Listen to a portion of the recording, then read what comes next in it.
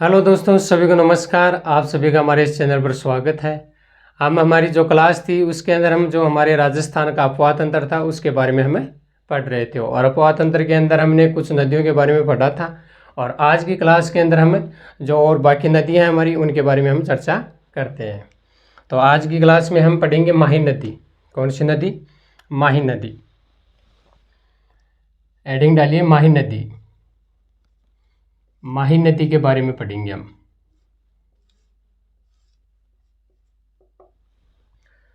तो माही नदी के अंदर हम पहले जानते हैं कि इसका जो उद्गम है, माही नदी का जो उद्गम है वो कहाँ से होता है। फिर बात करेंगे हम इसकी लंबाई की। फिर हम इससे आगे और भी जो विशेषता है वो पढ़ेंगे। तो इसके उद्गम की बात करते हैं पहले हम। तो माही नदी का जो उद्गम है वो कहाँ से होता है? तो माही नदी का जो उद्गम है वो आपका मेहद झील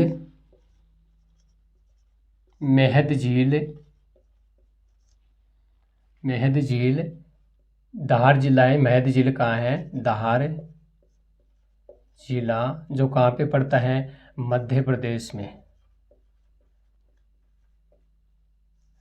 मेहद झील धार जिला मध्य प्रदेश से अमरोरू की पहाड़ियों से, अमरोरू की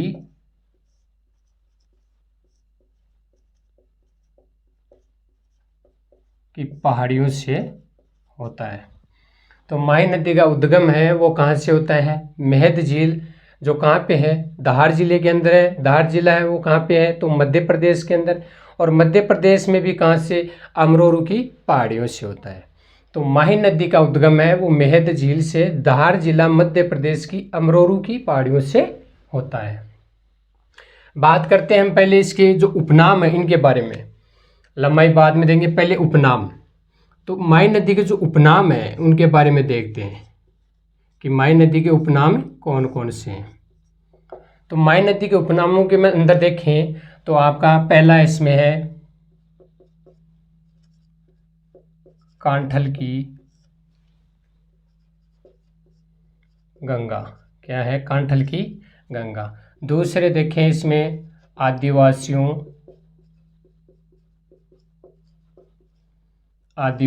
की गंगा। कांठल की गंगा और आदिवासियों की गंगा। तीसरे के अंदर बात करें तो हम कहते हैं इसको बागड़ की गंगा। क्या कहते हैं? बागड़ की गंगा। और इसके बाद और बात करें तो दक्षिणी राजस्थान की सवर्ण रेखा।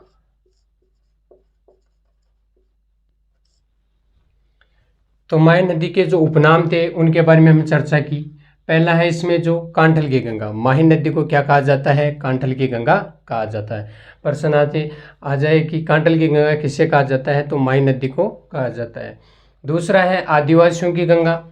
तीसरी बात करें तो इसके अंदर बागड़ की गंगा। वागड़ नहीं है, ये बागड़ है, बागड़ की गंगा। बात करें आगे दक्षिणी राजस्थान की सवर्ण रेखा। ये माही नदी की क्या है? उपनामों के बारे में चर्चा हुई।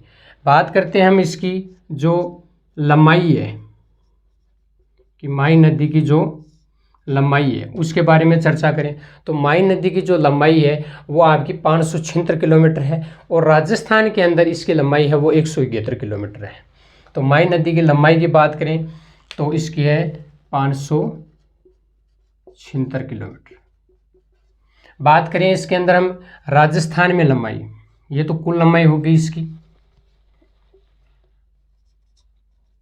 कुल लंबाई। बात करते हैं राजस्थान के अंदर, राजस्थान में लंबाई की। तो राजस्थान में लंबाई है इसकी आपकी 171 किलोमीटर। कितनी है जी? 171 किलोमीटर इसकी राजस्थान में लंबाई है। ये तो आपकी 576 तो इसकी कुल लंबाई हो गई माही नदी की, और राजस्थान में इसकी जो लंबाई है वो 171 किलोमीटर हो गई। बात करते हैं आगे इसमें कि माही नदी का जो राजस्थान में प्रवेश है वो कौन से जिले से होता है। तो माही नदी का जो प्रवेश है वो खादू गांव है जो बांसवाड़ा में है, वहाँ से इसका क्या होता है, राजस्थान के अंदर क्या होता है, प्रवेश होता है।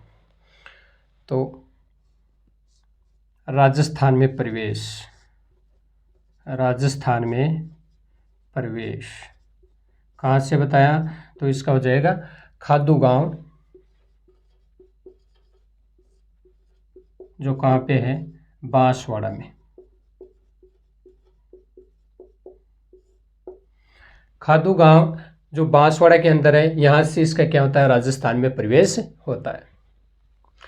बात करते हैं आगे इसमें हमें, जो माही नदी है आपकी, इसके अंदर जो इसका जो आकार है वो उल्टे यू आकार में बहती है। तो माही नदी के आकार की बात करें,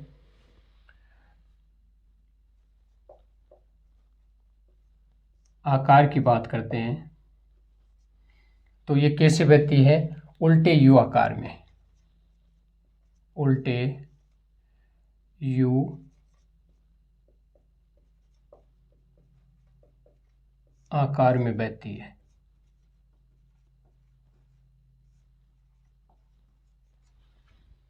माही नदी है वो उल्टे यू आकार में बहती है। एक बार दोबारा देखो कि इसका उद्गम है वो मेहद झील, धार जिला, मध्य प्रदेश की अमरोरू की पहाड़ियों से होता है। माही नदी के उपनामों की चर्चा करें तो कांठल की गंगा कहते हैं, आदिवासियों की गंगा कहते हैं, बागड़ की गंगा कहते हैं और दक्षिणी राजस्थान की स्वर्ण रेखा कहते हैं। माही नदी की कुल लंबाई की बात करें तो 576 किलोमीटर इसकी क्या है, कुल लंबाई है। राजस्थान के अंदर इसकी कुल लंबाई की बात करें तो 171 किलोमीटर है। माही नदी का राजस्थान में प्रवेश है वो खादू गांव बांसवाड़ा से होता है, और माही नदी है वो आकार की बात करें तो उल्टे यू आकार में बहती है। एक बार आप इसका स्क्रीनशॉट लीजिए, फिर आगे बढ़ते हैं। अब हम आगे देखते हैं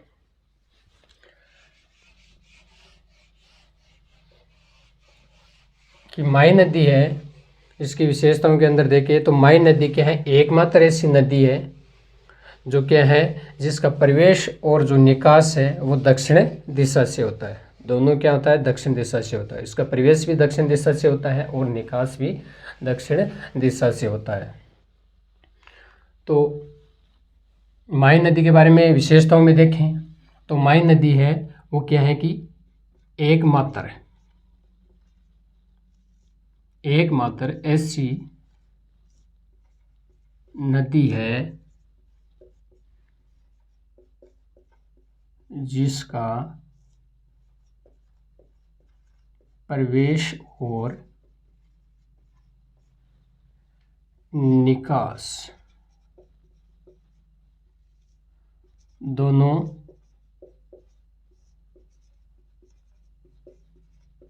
दक्षिण दिशा से होते हैं। माही नदी है वो एकमात्र ऐसी नदी है जिसका जो प्रवेश है माही नदी का और निकास दोनों कौन सी दिशा से होते हैं, तो वह आपकी दक्षिण दिशा से होते हैं। माही नदी पे 2 तीर्थ स्थल बने हुए हैं, एक तो आपका गलियाकोट और एक आपका बना हुआ है जो आपका कहते हैं उसको बेणेश्वर है। कौन सा है, बेणेश्वर। तो तीर्थ स्थलों की बात करें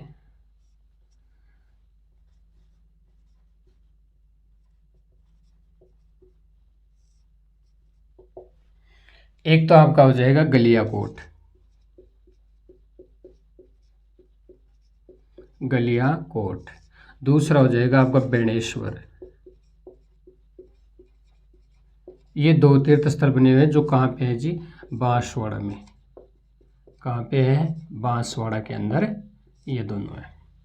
तो बेणेश्वर नदी है, इस पर जो 2 तीर्थ स्थल है कौन कौन से हैं, एक तो आपका गलियाकोट हो जाएगा और एक आपका बेणेश्वर हो जाएगा, जो कहाँ पे है, वो आपके बांसवाड़ा के अंदर है। आगे बात करते हैं इसकी, हम जो माही नदी है आपकी, इसको प्रतापगढ़ में क्या कहते हैं, तो प्रतापगढ़ के अंदर इसको कांठल का मैदान कहते हैं, और बांसवाड़ा के अंदर इसको क्या कहते हैं, छप्पन का मैदान कहते हैं। तो ये भी नोट कर लो। माही नदी को प्रतापगढ़ में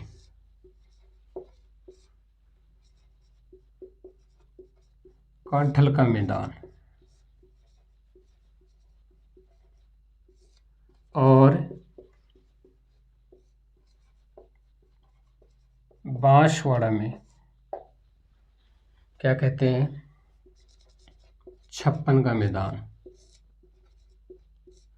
बांसवाड़ा में छप्पन का मैदान कहा जाता है।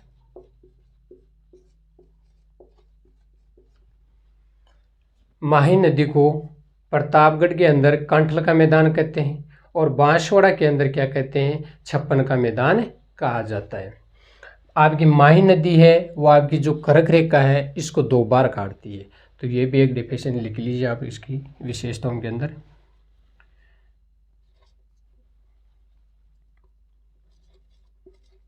कर्क रेखा को 2 बार काटने वाली नदी। माही नदी कर्क रेखा को 2 बार काटने वाली नदी है। क्या क्या चर्चा की हमने चर्चा की कि माही नदी है वो क्या है, एकमात्र ऐसी नदी है जिसका प्रवेश और जिसका निकास है वो दोनों कौन सी दिशा से होते हैं, तो वो आपकी दक्षिण दिशा से होते हैं। माही नदी है वो एकमात्र ऐसी नदी है जिसका प्रवेश और जो निकास है वो दोनों ही दक्षिण दिशा से होते हैं। माही नदी के किनारे 2 तीर्थ स्थल हैं, एक तो गलियाकोट है और एक बेणेश्वर है। ये कहाँ पे हैं, तो ये आपके बांसवाड़ा के अंदर है। माही नदी को प्रतापगढ़ के अंदर कांठल का मैदान कहा जाता है। माही नदी को प्रतापगढ़ में क्या कहा जाता है, कांठल का मैदान कहा जाता है और बांसवाड़ा के अंदर इसको छप्पन का मैदान कहा जाता है। क्या कहा जाता है, बांसवाड़ा में इसको छप्पन का मैदान कहा जाता है। माही नदी है जो कर्क रेखा को 2 बार काटने वाली नदी है। कितनी बार, 2 बार। माही नदी है वो कर्क रेखा को 2 बार काटने वाली नदी मानी जाती है। तो इसका आप एक बार स्क्रीनशॉट लीजिए, फिर आगे बढ़ते हैं।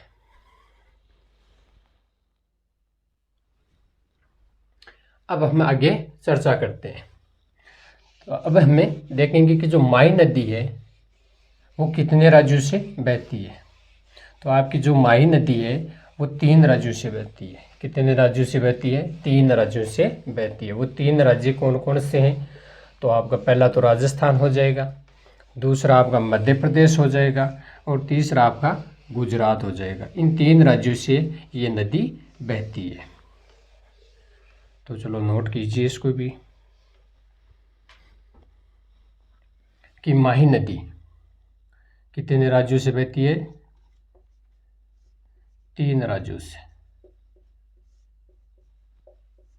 वो 3 राज्य कौन कौन से हैं, तो एक तो आपका पहला राजस्थान हो जाएगा, दूसरे की बात करें तो वो आपका गुजरात हो जाएगा, तीसरे की बात करें तो वो आपका मध्य प्रदेश हो जाएगा।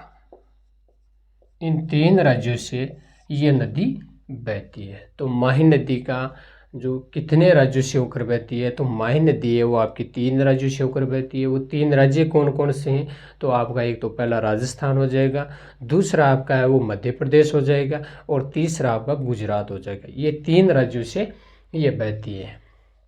अब बात करते हैं हम माही नदी है इसकी जो सहायक नदियाँ हैं।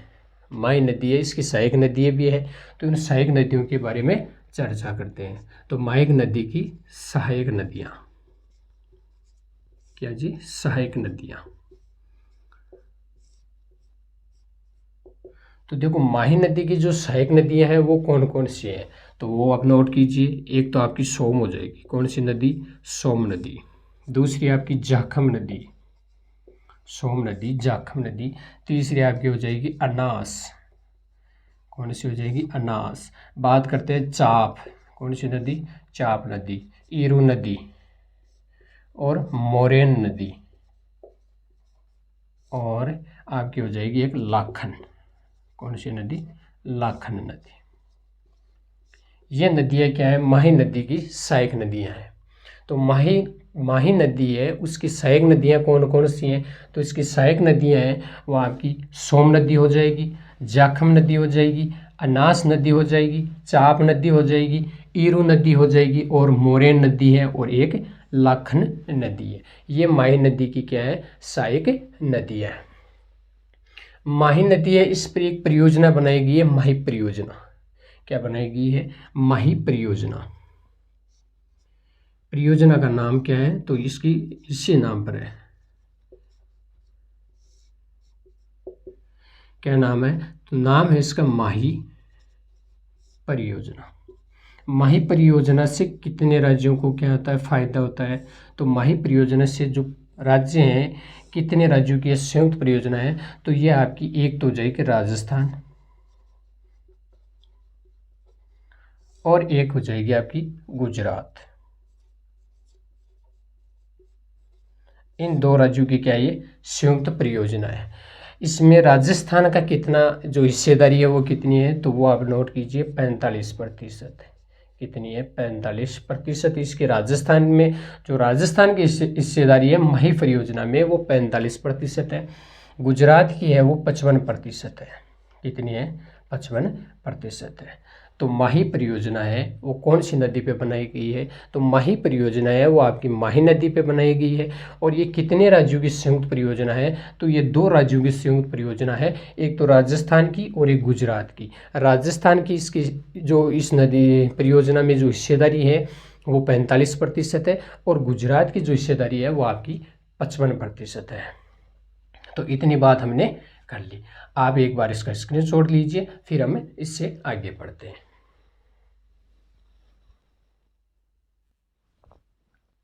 अब हम आगे चर्चा करते हैं। तो माही नदी पे जो बांध बनाए गए हैं उनके बारे में अब चर्चा करेंगे कि माही नदी पे कौन कौन से बांध बनाए गए हैं और कहाँ पे बनाए गए हैं, तो उनके बारे में अब चर्चा करेंगे। तो माही नदी पे है वो एक बांध बनाया गया है, उसका नाम है माही बजाज सागर बांध। क्या नाम है, माही बजाज सागर बांध। ये बांध है, ये कहाँ पे है, तो ये आपका हो जाएगा बोरखेड़ा, जो आपका बोरखेड़ा है बांसवाड़ा के अंदर, वहाँ पे ये बनाया गया है, जो राजस्थान का क्या है सबसे लंबा बांध है। और इसकी लंबाई की बात करें तो वो 3109 मीटर लंबा है। तो माही नदी पे जो बांध हैं उनके बारे में चर्चा करते हैं। तो बांधों में चर्चा करें तो पहले हम करते हैं माही बजाज सागर बांध। किसकी करते हैं, माही बजाज सागर बांध। माही बजाज सागर बांध है, ये है कहाँ पे, तो ये आपका हो जाएगा बोरखेड़ा,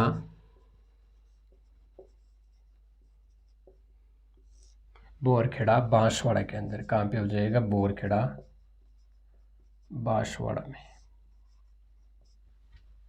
कहाँ पे है, बोरखेड़ा बांसवाड़ा के अंदर माही बजाज सागर बांध बनाया गया है। बात करें तो इसकी विशेषता में माही बजाज सागर, ये राजस्थान का क्या है सबसे लंबा बांध है। राजस्थान का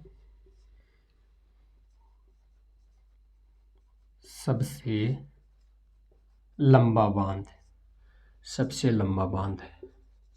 इसकी लंबाई की बात करें तो इसकी लंबाई की बात करते हैं तो इसकी लंबाई है वो आपकी हो जाएगी 3109 मीटर। कितना है, 3109 मीटर इसकी क्या हो जाएगी, लंबाई हो जाएगी। माही बजाज सागर बांध है वो माही नदी पे निर्मित है और ये बोरखेड़ा बांसवाड़ा के अंदर है, जो राजस्थान का क्या है सबसे लंबा बांध है। और इसकी लंबाई की बात करें तो वो आपकी 3109 मीटर इसकी लंबाई है। बात करते हैं आगे दूसरे बांध की। तो दूसरे बांध की हम चर्चा करें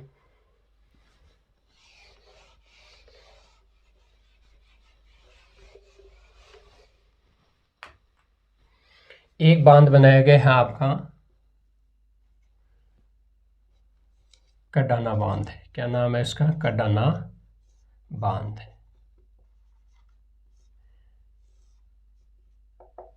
कडाना बांध है ये कहाँ पे है, तो कडाना बांध है ये आपका माही सागर जो आपका गुजरात के अंदर है वहाँ पे बनाया गया है। तो कडाना बांध है ये कहाँ पे है, तो ये माही सागर है। माई सागर गुजरात में। कहाँ पे बनाया गया है? माई सागर गुजरात के अंदर बनाया गया है। कडाना बांध है वो कहाँ पे है? तो वो माई सागर गुजरात के अंदर जो माई नदी है इस पर निर्मित है। बात करते हैं आगे हमारा इस पर जो तीसरा बांध बना हुआ है उसके बारे में। दो बांध हो गए हमारे, एक तो माई बजाज सागर बांध हो गया, एक कडाना बांध हो गया। एक इस पर निर्मित है कागदी पिकअप बांध, कागदी पिकअप बांध। तो ये बांध है, ये कहाँ पे स्थित है? तो ये बांध आपका कागदी गांव जो बांसवाड़ा के अंदर है वहाँ पे निर्मित है। तो कागदी पिकअप बांध है वो कहाँ हो जाएगा? कागदी गांव बांसवाड़ा में।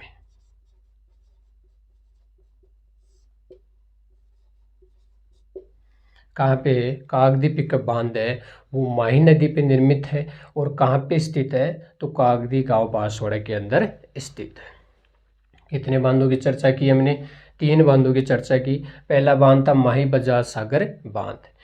ये कहाँ पे है? तो ये बोरखेड़ा बांसवाड़ा के अंदर है। राजस्थान का सबसे लंबा बांध है। राजस्थान का सबसे लंबा बांध कौन सा है? तो माई बजाज सागर बांध है जो कहाँ पे है? बोरखेड़ा बांसवाड़ा में। इसकी लंबाई की बात की जाए तो 3109 मीटर इसकी लंबाई है। बात करते हैं आगे दूसरे बांध की, कडाना बांध। कडाना बांध है वो माई सागर गुजरात में है। कहाँ पे है? माई सागर गुजरात में निर्मित है। कौन सी नदी पे निर्मित है? तो माही नदी पे निर्मित है। तीसरे बांध की बात करें तो कागदी पिकअप बांध है जो कहाँ पे स्थित है? तो कागदी गांव बांसवाड़ा के अंदर निर्मित है। और कौन सी नदी पे है? तो ये आपका माही नदी पे निर्मित है। आप एक बार इसका स्क्रीनशॉट लीजिए फिर आगे पढ़ते हैं।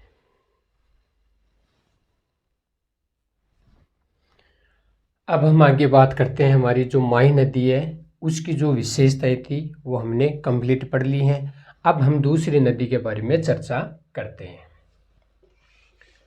तो अब हम माही नदी के बाद में हम पढ़ेंगे सोम नदी। कौन सी पढ़ेंगे? सोम नदी। सोम नदी किसकी सहायक नदी थी? तो ये आपकी माही नदी की क्या थी? सहायक नदी थी और इसी के बारे में अब चर्चा करते हैं। तो सोम नदी है, इसका उद्गम कहाँ से होता है? तो इसका उद्गम है वो आपका बिछामेड़ा की पहाड़ियाँ हैं जो कहाँ पे हैं? ऋषभदेव उदयपुर के अंदर है। यहाँ से इसका क्या होता है?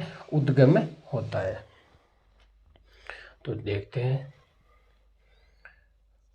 कौन सी है? सोम नदी। नदी का नाम क्या है? सोम नदी। नदी का नाम क्या है? सोम नदी। सोम नदी की जो उद्गम है वो कहाँ से होता है? तो सोम नदी का जो उद्गम है वो कहाँ से होता है? तो वो होता है आपकी बिछामेड़ा की पहाड़ियाँ। बिछामेड़ा की पहाड़ियाँ जो कहाँ पे है? बिछामेड़ा की पहाड़ियाँ ऋषभदेव उदयपुर से। सोम नदी है, इसका जो उद्गम है वो कहाँ से होता है? तो वो उद्गम है वो आपका बिछामेड़ा की पहाड़ियाँ ऋषभदेव उदयपुर से इसका उद्गम होता है। बात करते हैं हम इससे आगे। जो सोम नदी है इसकी जो सहायक नदियाँ हैं वो कौन कौन सी हैं? सहायक नदी सोम नदी है, इसकी सहायक नदियाँ कौन कौन सी हैं? तो इसकी सहायक नदियाँ हैं आपकी, एक तो जाखम। कौन सी हो जाएगी? जाखम नदी। दूसरी आपकी हो जाएगी सारणी नदी, सारणी नदी। और तीसरी आपकी हो जाएगी गोमती नदी। कौन सी हो जाएगी? गोमती नदी। 3 नदियाँ ही ये क्या है? सोम नदी की सहायक नदियाँ हैं। तो सोम नदी की सहायक नदियाँ कौन कौन सी है? जाखम नदी है, सारणी नदी है, गोमती नदी है। ये आपकी सोम नदी की क्या है जी? सहायक नदियाँ हैं। बात करते हैं आगे हम। जो आपकी सोम नदी है इसके किनारे देव सोमनाथ का मंदिर है जो कहाँ पे है? डूंगरपुर के अंदर बनाया गया है। और इसको क्या कहते हैं, देव सोमनाथ मंदिर को क्या कहते हैं, वागड़ का वैभव कहा जाता है। क्या कहा जाता है, वागड़ का वैभव। तो ये भी नोट कर लो आप।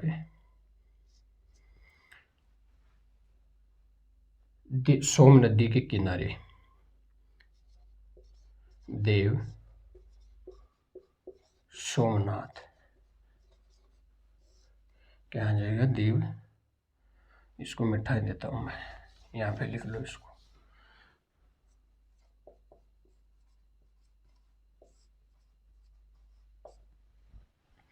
देव सोमनाथ मंदिर किसके किनारे है, तो ये आपका हो जाएगा सोम नदी के किनारे। कहाँ पे है, सोम नदी के किनारे पर। सोम नदी के किनारे पर कौन सा मंदिर बना हुआ है, तो वो आपका देव सोमनाथ मंदिर। देव सोमनाथ मंदिर है वो सोम नदी के किनारे बना हुआ है। ये बना कहाँ पे हुआ है, तो ये बना हुआ है आपका डूंगरपुर में। कहाँ पे बना हुआ है, डूंगरपुर के अंदर। डूंगरपुर में देव सोमनाथ मंदिर बना हुआ है। बात करते हैं आगे हम इसमें, जो आपकी देव सोमनाथ मंदिर है इसको क्या कहते हैं, वागड़ का वैभव भी कहा जाता है। क्या कहा जाता है, वागड़ का वैभव भी कहा जाता है। तो वागड़ का वैभव किसे कहा जाता है, तो ये आपकी जो सोम नदी है इस पे जो देव सोमनाथ मंदिर बना हुआ है इसको क्या कहा जाता है, वागड़ का वैभव कहा जाता है। क्या क्या चर्चा की, सोम नदी है इसके उद्गम है वो कहाँ से होता है, तो बिछामेड़ा की पहाड़ियाँ हैं उदयपुर में, वहाँ से इसका जो ऋषभदेव उदयपुर है वहाँ से इसका उद्गम होता है।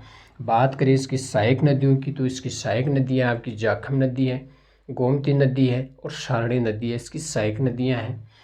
देव सोमनाथ मंदिर है वो सोम नदी के किनारे है और ये डूंगरपुर के अंदर बना हुआ है, इसे वागड़ का वैभव भी कहा जाता है। आप एक बार इसका स्क्रीनशॉट लीजिए।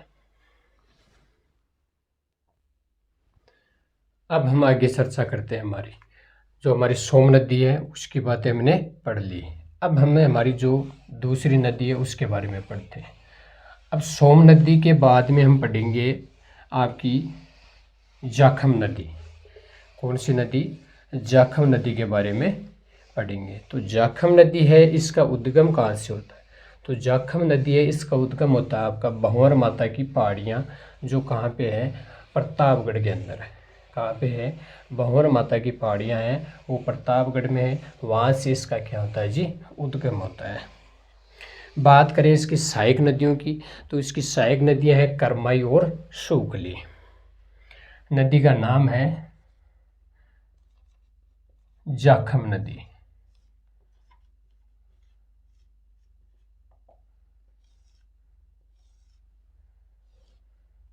क्या नाम है जी, नदी का नाम क्या है, जाखम नदी है। इसका उद्गम है वो कहाँ से होता है, तो इसके उद्गम की बात करें तो ये प्रतापगढ़ के अंदर है, भंवर माता की पहाड़ियाँ, वहाँ से इसका क्या होता है जी, उद्गम होता है। तो नोट कर लो,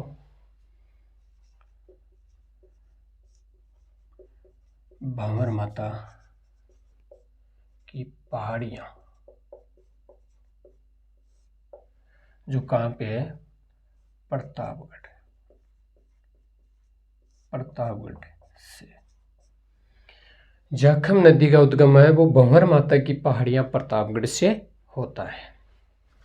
बात करें आगे हम इसकी जो सहायक नदियाँ हैं, जाखम नदी की जो सहायक नदियाँ हैं वो कौन कौन सी हैं, तो जाखम नदी की सहायक नदियों के बारे में चर्चा करें तो एक तो आपकी हो जाएगी करमोई, क्या हो जाएगी, करमाई। दूसरी हो जाएगी आपकी इसकी सूगली, करमाई और सूगली।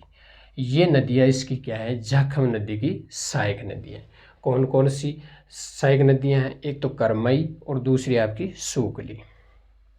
आगे बात करें तो जाखम नदी है वो आपका सीता माता अभ्यारण्य है प्रतापगढ़ के अंदर, उसके अंदर से बहती है। तो ये भी नोट कर लो इसमें कि जाखम नदी है वो सीता माता अभ्यारण्य, सीता माता अभ्यारण्य जो कहाँ पे है जी, प्रतापगढ़ में। सीता माता अभयारण्य का है, प्रतापगढ़ से अभयारण्य से बहती है।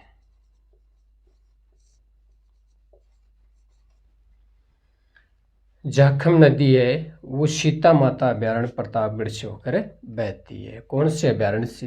प्रश्न बन जाए कि जाखम नदी है वो कौन से अभयारण्य से होकर बहती है, तो सीता माता अभयारण्य से होकर बहती है। चलो जी, अब बात करते हैं आगे। हमें इस पे जो बांध बनाया गया है, क्या बनाया गया है? बांध। बांध का नाम है जाखम बांध। क्या नाम है? जाखम बांध।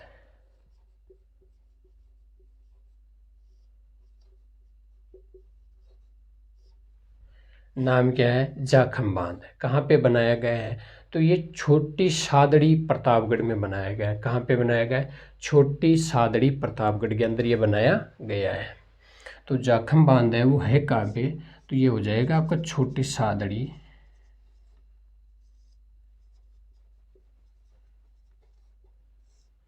प्रतापगढ़ में। छोटी सादड़ी प्रतापगढ़ के अंदर ये बनाया गया है। जाखम बांध कहाँ पे बनाया गया है? तो ये छोटी सादड़ी प्रतापगढ़ के अंदर बनाया गया। बात करें इसकी ऊंचाई की, जाखम बांध की ऊंचाई की बात करें हम, तो इसकी ऊंचाई कितनी है? तो इसकी ऊंचाई है वो 81 मीटर। इसकी जो ऊंचाई है कितनी है? 181, 81 मीटर। 81 मीटर है इसकी क्या है जी? ऊंचाई है। जाखम बांध की ऊंचाई कितनी है? तो जाखम बांध की ऊंचाई है वो 81 मीटर है। जाखम बांध है वो राजस्थान का क्या है जी? राजस्थान का सबसे ऊंचा बांध है। ऊंचा बांध है।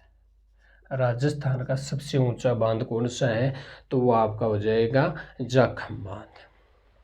एक बार दोबारा देखो, जाखम नदी है, इसके उद्गम की बात करें तो उद्गम होता है भंवर माता की पहाड़ियाँ जो प्रतापगढ़ के अंदर है। बात करते हैं इसकी सहायक नदियों की, जाखम नदी की, तो करमाई और सूपली इसकी क्या है? सहायक नदियाँ हैं। बात करते हैं आगे, तो जो जाखम नदी है आपकी वो सीता माता अभयारण्य से होकर गुजरती है। जाखम नदी पर एक बांध बनाया गया है, उस बांध का नाम है जाखम बांध। क्या नाम है? जाखम बांध, जो छोटी सादड़ी प्रतापगढ़ के अंदर बनाया गया है। इसकी ऊंचाई की बात करें तो ऊंचाई है इसकी 81 मीटर है और ये राजस्थान का क्या है? सबसे ऊंचा बांध है। ये हमारी जाखम नदी की चर्चा हो गई। एक बार आप इसका स्क्रीनशॉट लो।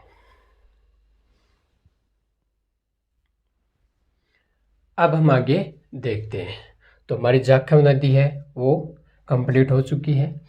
अब हम आगे पढ़ेंगे, हमारी दूसरी नदी है उसका नाम रहेगा लूनी नदी। अब हम लूनी नदी के बारे में पढ़ेंगे। कौन सी नदी के बारे में? लूनी नदी के बारे में पढ़ेंगे, जो क्या है पश्चिमी राजस्थान की क्या है? सबसे लंबी नदी मानी जाती है। पश्चिमी राजस्थान की सबसे लंबी नदी कौन सी मानी जाती है? आपकी लूनी नदी मानी जाती है। लूनी नदी का उद्गम है वो कहाँ से होता है? तो वो आपका नागपाड़ अजमेर से होता है। तो चलो देखते हैं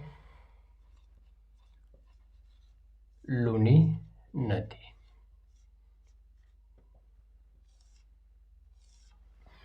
नदी का नाम क्या है? लूनी नदी। अब इसकी उद्गम की बात करें हम पहले, लूनी नदी के उद्गम की बात करें तो इसका उद्गम है वो कहाँ से होता है? तो लूनी नदी का उद्गम है वो आपका नागपाड़ अजमेर से होता है। कहाँ से होता है? नागपाड़ अजमेर से। नागपाड़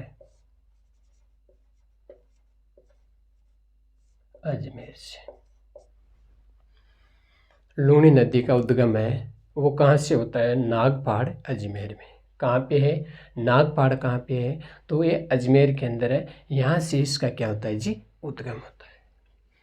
चलो आगे बात करते हैं हम लूनी नदी के जो उपनाम है उनके बारे में चर्चा करते हैं कि लूनी नदी के उपनाम कौन कौन से हैं।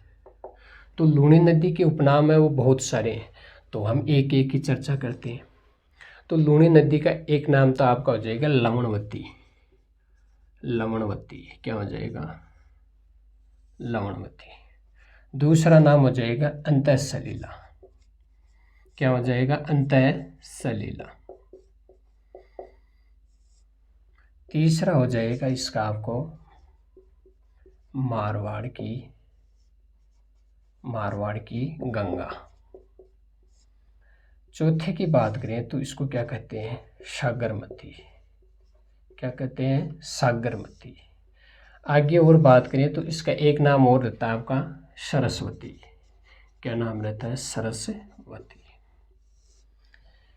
कौन कौन से उपनाम है? लवणवती, अंतःसलिला, मारवाड़ की गंगा, सागरमती और एक हो जाएगा सरस्वती। ये क्या है? लूणी नदी के उपनाम है। अंतःसलिला किसने कहा था? तो ये आपको लिख लेना, कालिदास जी ने। किसने कहा था? कालिदास ने। अंतःसलिला है वो कालिदास ने कहा था। और इसके उद्गम है वो नागपाड़ अजमेर से होता है। उपनामों की बात करें तो लवणवती है, अंतःसलिला है, मारवाड़ की गंगा है, सागरमती है और आपकी सरस्वती है। अंतःसलिला नाम किसने दिया था? तो कालिदास जी ने दिया था। चलो जी, ये बात हमारी हो गई। अब बात करते हैं हम जो हमारी लूणी नदी है इसकी लंबाई की बात करते हैं कि इसकी लंबाई कितनी है। तो उसकी लंबाई की, तो इसकी कुल लंबाई, लूणी नदी की कुल लंबाई कितनी है? तो कुल लंबाई की बात करें तो वो आपकी 495 किलोमीटर है। लूणी नदी की जो कुल लंबाई है वो कितनी है? 495 किलोमीटर है। और लूणी नदी की राजस्थान में लंबाई देखें तो वो आपकी 330 किलोमीटर है। तो लूणी नदी की राजस्थान में लंबाई,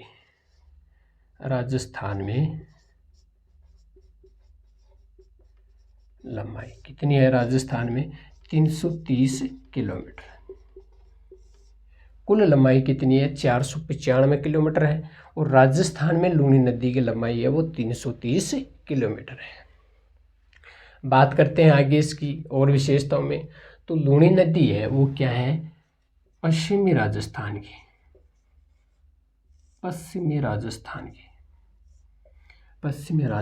की सबसे लंबी नदी है। सबसे लंबी नदी है। पश्चिमी राजस्थान की सबसे लंबी नदी कौन सी है? आपकी लूणी नदी है। लंबाई की बात की जाए तो 495 किलोमीटर वो कुल लंबाई है। राजस्थान में लंबाई वो 330 किलोमीटर है। उद्गम की बात की जाए तो नागपाड़ अजमेर से होता है। और उपनामों की बात की जाए तो लवणवती है, अंतःसलिला है और मारवाड़ की गंगा है, सागरमती है और सरस्वती है। ये क्या है? इसके उपनाम है। आप एक बार इसका स्क्रीनशॉट लीजिए, आगे बढ़ते हैं।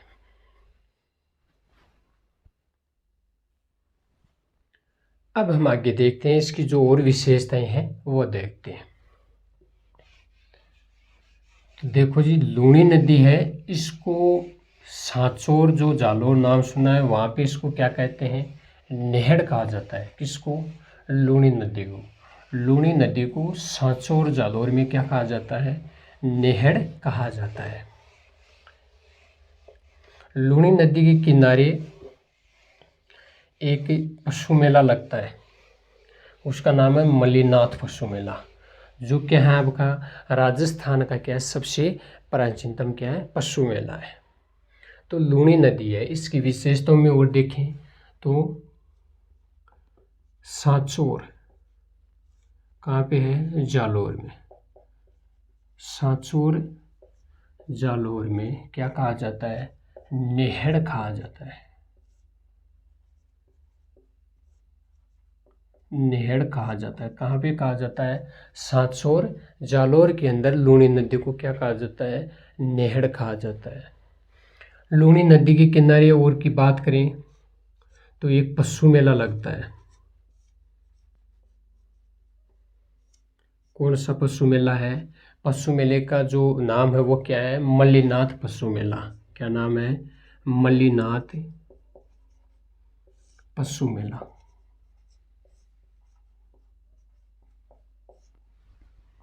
ये मेला लगता कहाँ पे है? तो ये तिलवाड़ा बाड़मेर में लगता है। कहाँ पे लगता है?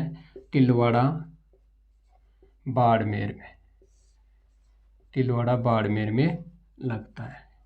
इसकी और विशेषताओं में बात करें तो ये क्या है? राजस्थान का सबसे प्राचीनतम, राजस्थान का सबसे प्राचीनतम पशु मेला है।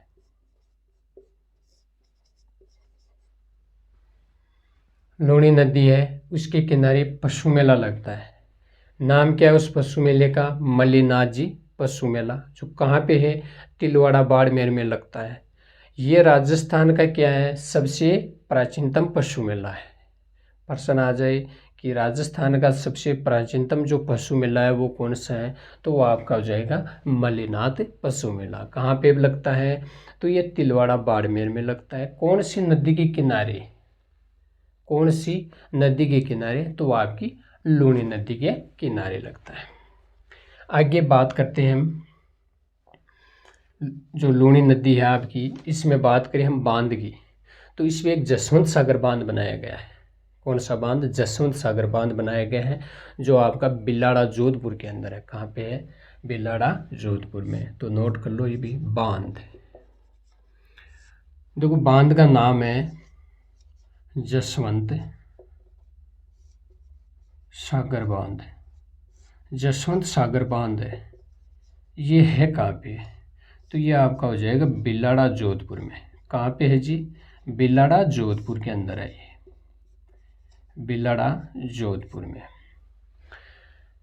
जो जसवंत सागर बांध है ये कहाँ पे है? तो ये बिलाड़ा, जो बिलाड़ा जोधपुर है इसके अंदर है, और लूणी नदी पे। कौन सी नदी पे बनाया गया है? लूणी नदी पे बनाया गया है, बिलाड़ा जोधपुर के अंदर बनाया गया है। इसके किनारे एक सभ्यता का विकास हुआ है। किसका हुआ है? सभ्यता का विकास। तो सभ्यता के बारे में देखें तो सभ्यता का, कौन सी सभ्यता है जिसका विकास लूणी नदी के किनारे हुआ था? तो वो आपकी है तिलवाड़ा सभ्यता, जो कहाँ पे है? बाड़मेर के अंदर है। कहाँ पे है? बाड़मेर के अंदर। सभ्यता का नाम क्या है? तिलवाड़ा सभ्यता है। तो सभ्यता का नाम क्या है? तिलवाड़ा सभ्यता, तिलवाड़ा सभ्यता। कहाँ पे है ये? बाड़मेर में। तिलवाड़ा सभ्यता है वो बाड़मेर में है और लूणी नदी के किनारे है। तो लूणी नदी को सांचौर जालौर में क्या कहा जाता है? नेहड़ कहा जाता है। बात करें इसके किनारे कौन से पशु मेला का जो बढ़ता है? तो मल्लिनाथ जी पशु मेला बढ़ता है। कहाँ पे? तिलवाड़ा बाड़मेर में। ये राजस्थान का क्या है? सबसे प्राचीनतम पशु मेला है। बांध की बात करें तो जो आपकी लूणी नदी है इस पे जसवंत सागर बांध बनाया गया है, जो बिलाड़ा जोधपुर के अंदर है। और सभ्यता की बात करें तो ये तिलवाड़ा सभ्यता, जो लूणी नदी के किनारे है और कहाँ पे है? बाड़मेर के अंदर। स्क्रीनशॉट लीजिए, उसके बाद आगे बढ़ते हैं।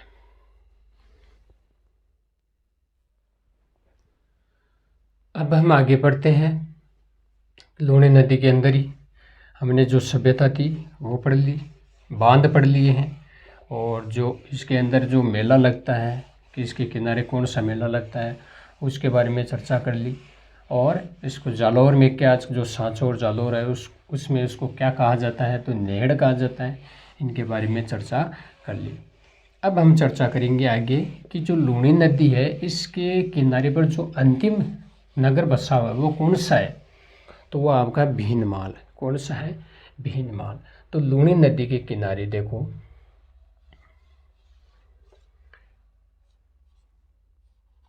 लूणी नदी के किनारे राजस्थान का एक अंतिम नगर है भीनमाल, वो बसा हुआ है। तो लिख लो,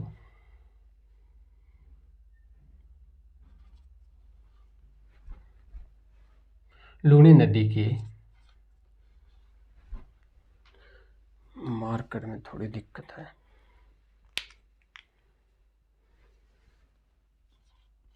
राजस्थान का अंतिम नगर, अंतिम नगर कौन सा है? भीनमाल। कहाँ पे है ये? तो भीनमाल आपका जालौर में।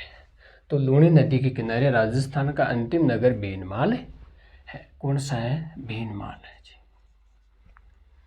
बात करें आगे, तो लूणी नदी का जो जल है वो बालोतरा के बाद क्या हो जाता है? खारा हो जाता है। इसलिए इस नदी को, लूणी नदी को आधी खारी आधी मीठी के नाम से जाना जाता है। तो ये भी लिख लीजिए इसमें कि लूणी नदी का जल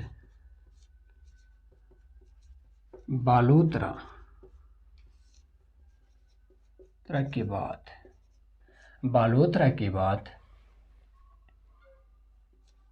खारा हो जाता है, खारा हो जाता है।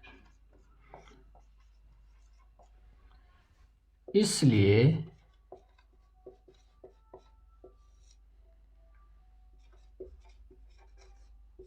लूणी नदी को आधी खारी व आधी मीठी कहा जाता है, आधी मीठी कहा जाता है। लूणी नदी है, इसका जल बालोतरा के बाद, किसके बाद? बालोतरा के बाद क्या हो जाता है? खारा हो जाता है।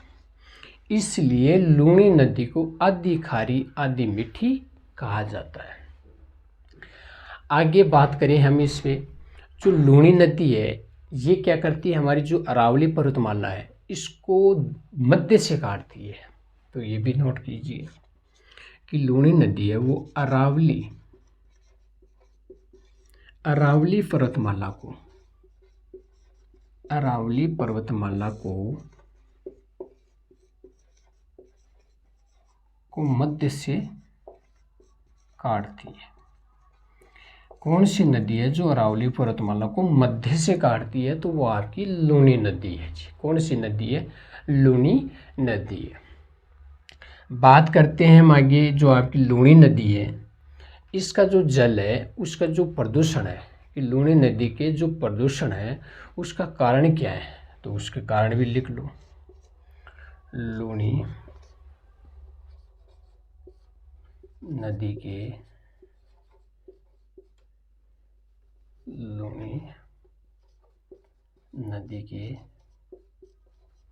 प्रदूषण का कारण, प्रदूषण का कारण क्या है? तो ये क्या है कि आपका जो एक आपका पाली है, जसोल है और बालोतरा,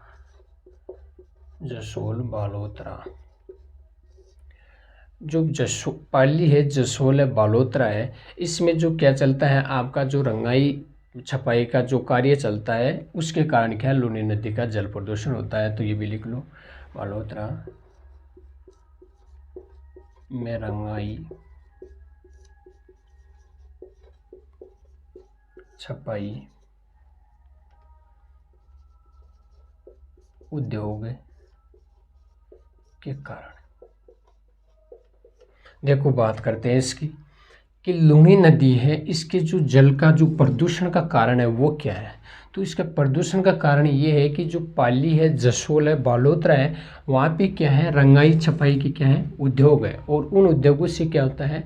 जो भी अपशिष्ट पदार्थ है वो क्या किए जाते हैं? उसके अंदर बहा दिए जाते हैं। इसलिए लूणी नदी क्या है? प्रदूषण का शिकार हो रही है। बात करते हैं लूणी नदी के समापन की। तो लूणी नदी का समापन कहाँ पे होता है? तो मैंने ये जो नदियों के जो समापन की थी बातें वो मैंने पहले जो पीछे की क्लास थी उसमें बता दी है। तो आप एक बार पीछे जो क्लास है उनको जाके देख सकते हैं। तो समापन है वो आपका कच्छ कारण है। कहाँ पे है? अरब सागर। तो इसका समापन है वो कहाँ पे होता है? कच्छ कारण अरब सागर में होता है। चलो जी, हमने क्या क्या चर्चा की कि लूणी नदी के किनारे राजस्थान का अंतिम नगर कौन सा है? तो भीनमाल है। कौन सा है जी? भीनमाल है। लूणी नदी का जल है वो बालोतरा के बाद क्या हो जाता है? खारा हो जाता है। इसलिए लूणी नदी का जो खारा हो जाने के कारण क्या कहते हैं? लूणी नदी को आधी क्या कहते हैं? खारी कहते हैं और आधी क्या कहते हैं, मीठी कहा जाता है। तो आधी खारी व आधी मीठी के नाम से कौन सी नदी जानी जाती है, तो लूणी नदी जानी जाती है। क्यों जानी जाती है, क्योंकि बालोतरा के बाद इसका जल है वो खारा हो जाता है, इसलिए इसको जाना जाता है। लूणी नदी है वो अरावली पर्वतमाला को क्या काटती है, मध्य से काटती है। लूणी नदी है वो अरावली पर्वतमाला को, ये एकमात्र नदी है जो क्या काटती है, अरावली पर्वतमाला को मध्य से काटती है। बात करें लूणी नदी के प्रदूषण के, तो पाली है, जसोल है, बालोतरा में, बाजू बाड़मेर के अंदर जो रंगाई छपाई उद्योग है उनके कारण क्या है, ये नदी जो प्रदूषण का शिकार हो रही है। तो दोस्तों आज की क्लास के अंदर हमने जो हमारी नदियाँ थी इनके बारे में पढ़ा। अब जो हमारी कुछ नदियाँ हैं और रह गई हैं उनकी हम एक क्लास के अंदर और चर्चा करेंगे, और फिर हम उसके बाद हमारा जो नेक्स्ट टॉपिक रहेगा वो पढ़ेंगे। तब तक के लिए धन्यवाद सभी का।